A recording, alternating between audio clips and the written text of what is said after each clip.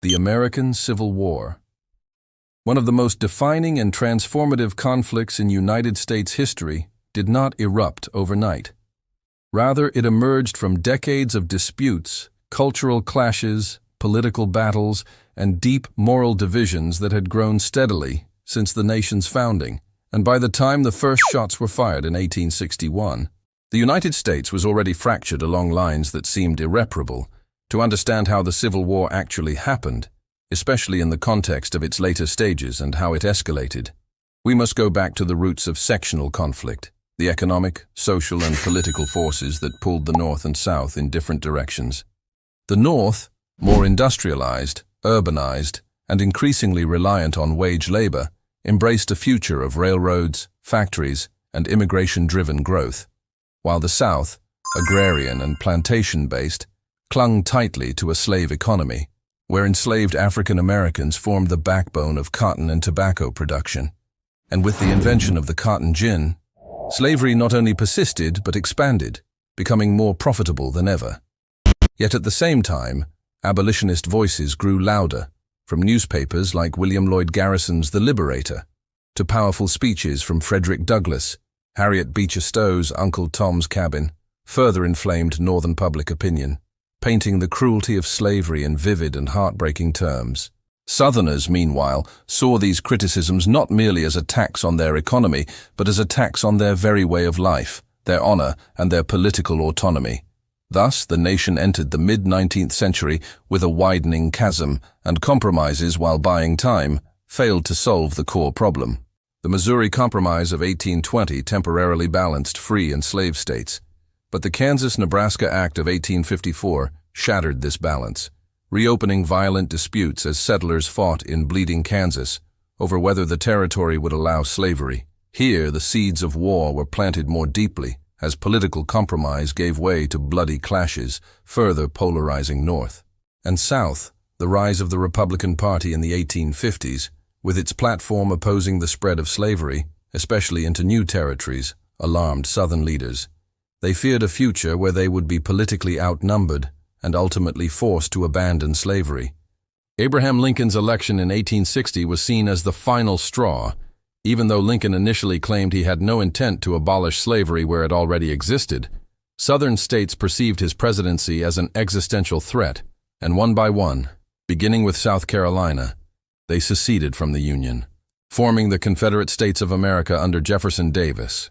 The attack on Fort Sumter in April 1861 turned this political crisis into a full-blown war, and while many thought it might be short, it dragged on for 4 long years, with unimaginable death, destruction, and suffering. Early battles such as Bull Run showed the Union that victory would not come easily, as Confederate forces, driven by a fierce defense of their homeland, managed to win significant victories under generals like Robert E. Lee and Stonewall Jackson. Yet the Union, with its greater population, industrial strength, and resources, slowly began to build momentum. As the war expanded, it became not just a fight to preserve the Union, but also a fight to end slavery.